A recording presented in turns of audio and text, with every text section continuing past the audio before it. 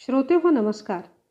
आज आपण ऐकणार आहोत वाटणी एक उत्तम निर्णय. अज्ञात लेखकाने लिहिलेली ही लघुकथा. वडील बापूराव, मोठा मुलगा राकेश, मधला सुरेश आणि धाकटा मुकेश. तर राकेश म्हणतो, बाबा पंचमंडळी जमली आहे, आता वाटणी करा. सरपंच, जर एकत्र राहणं जमत नसेल तर मुलांना वाटून दिलेलं बरं. आता हे सांगा की तुम्ही कोणत्या मुलाबरोबर राहणार. सरपंचांनी बापूरावांना विचारले. राकेश म्हणाला, हे काय विचारणं झालं. 4 महिने बाबा माझ्याकडे, 4 महिने मधल्याकडे आणि 4 महिने धाकट्याकडे राहतील.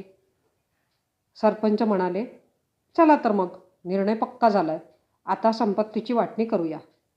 बापूराव एवढा वेळ आकाशाकडे डोळे लावून बसले होते. अचानक ओरडले, कसली वाटणी. वाटणी मी करणार. या तिघांनी अंगावरच्या कपड्यांवर माझ्या घरातून बाहेर निघावे.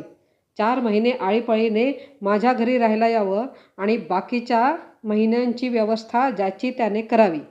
संपत्तीचा मालक मी आहे. 3ही मुलं आणि पंचमंडळींचा आवाज बंद झाला.